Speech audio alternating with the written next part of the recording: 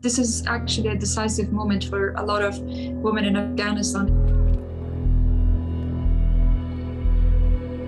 The first day after the takeover, I woke up to the shoutings and gunfires in our doorstep.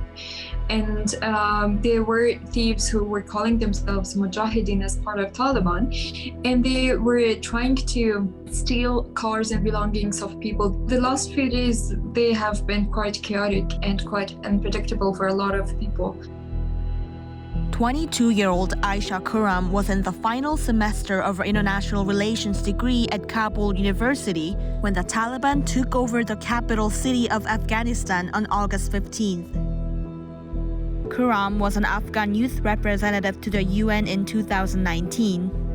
On Sunday, some of the teachers, they said goodbyes to their female students specifically, and then everything happened. It was not clear whether it was for the Taliban banning women from attending universities or whether it was for the separation that might happen between boys and girls and the universities. There are statements by Taliban. They were saying that they will protect and they will respect women's rights within the framework of Sharia law. However, this is quite vague. At the moment, there's a lot of uncertainties. I personally do not know whether I would be able to go back to universities. The Taliban is now in full control of the Afghan government. Afghanistan's former President Ashraf Ghani fled the country with his family to the United Arab Emirates. People are trying to make sure that the situation gets certain and things clear out, and then step outside, resume their usual work. But at the moment, the lack of order and the lack of governance and accountability, it's quite difficult for people to trust and go out, especially for women. Despite the confusion, many Afghans are still continuing to speak out. Right now, the young generation is trying to demonstrate that we are the reality, the new reality of Afghanistan that is connected with the world, that progressed a lot since 2001. And they are trying to make sure that those progresses that young generation of Afghanistan made would not be reversed under Taliban's regime. Khurram remains hopeful but vigilant. She wants to see if the Taliban will be able to peacefully coexist with the new values Afghanistan has seen.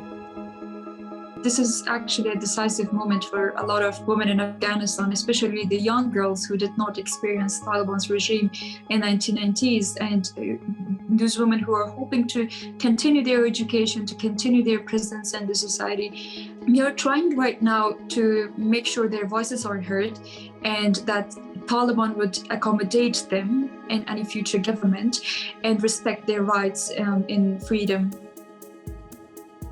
A lot of Afghan people, they feel this sense of abandonment. I hope that the world will not isolate Afghanistan, and I hope that the humanitarian situation and crisis that Afghan people are facing at the moment will be a wake-up call to the world. The younger generation of Afghanistan needs the world more than ever before.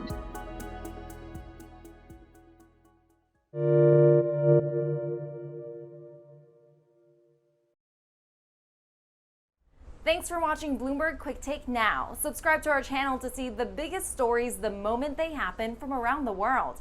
And tune in to our 24/7 live stream for global news coverage, interviews, deep dives, shows, and documentaries on the stories you care about most.